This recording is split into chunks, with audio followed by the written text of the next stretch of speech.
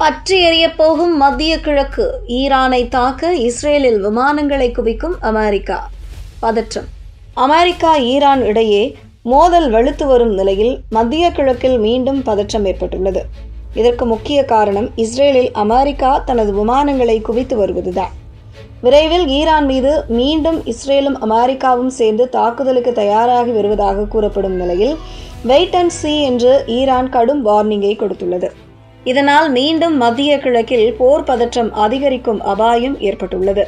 Iran America இடையே மோதல் வலுத்து வருகிறது. போர் நிறுத்த ஒப்பந்தத்தை மீறி இரு நாடுகளும் மாறி மாறி தாக்குதல் நடத்தி வருகின்றனர். இந்த நிலையில்தான் தற்போது மீண்டும் பதற்றம் அதிகரிக்க தொடங்கியுள்ளது. அதாவது ஈரான் மீதான தாக்குதலுக்கு விரைவில் அமெரிக்க அதிபர் டொனால்டு ட்ரம்ப் உத்தரவிட உள்ளதாக தகவல் வெளியாகியுள்ளன. இதனை அமெரிக்கா மற்றும் இஸ்ரேலின் உயர்மட்ட அதிகாரிகள் உறுதி செய்துள்ளனர். இது தொடர்பாக ஆக்சியோஸ் செய்தி நிறுவனம் முக்கிய செய்தியை வெளியிட்டுள்ளது. அதில் ஈரானுக்கு எதிராக விரிவான இராணுவ நடவடிக்கையை மேற்கொள்ள இஸ்ரேல் தயாராகி வருகிறது.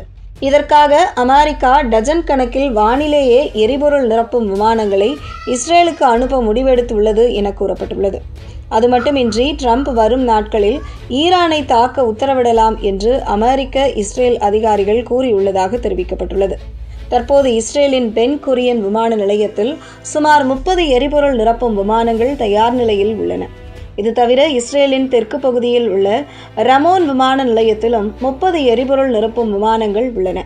இதில் பென் குரியன் விமான நிலையத்தில் இருந்தே அமெரிக்கா தனது எரிபொருள் நிரப்பும் விமானங்களை இயக்கும். ஏனென்றால் இந்த விமான நிலையம்தான் ஈரானின் தாக்குதலுக்கு உள்ளாகும் ஆபத்தை குறைவாக கொண்டுள்ளது. இதற்கிடையேதான் இன்னும் சில விமானங்களை அங்கு அனுப்ப அமெரிக்கா தயாராகி வருவதாக தகவல்கள் வெளியாகியுள்ளன. இந்த நிலையில்தான் ஈரான் அமெரிக்காவுக்கு கடும் வார்னிங்கை கொடுத்துள்ளது. ஈரானின் புரட்சிகர காவல்படையின் கடற்படை தலைமையகம் சார்பில் இன்று வெளியிடப்பட்ட அறிக்கையில் அமெரிக்க படைகளின் நடமாட்டத்தையும் இராணுவ உபகரணங்களின் நகர்வுகளை ஈரானின் கடற்படை பிரிவு தீவிரமாக கண்காணித்து வருகிறது. ஈரானின் பொருளாதார வாழ்வாதாரத்தை துண்டிக்கும் அமெரிக்காவின் நடவடிக்கையை நாங்கள் உன்னிப்பாக கவனித்து வருகிறோம். மத்திய கிழக்கில் உள்ள அமெரிக்காவின் கட்டளை மையமான சென்ட்காம் தான் கடற்படை பிரிவுக்கு எதிராக ஈரானின் ஆயுதப்படைகள் மேற்கொள்ளவிருக்கும் நடவடிக்கையின் நேரம் நெருங்கி கொண்டிருக்கிறது. வெயிட் அண்ட் சீ என வார்னிங் செய்துள்ளது. இப்படி ஈரான் அமெரிக்கா இஸ்ரேல் இடையே மீண்டும் பதற்றம் அதிகரித்துள்ளது.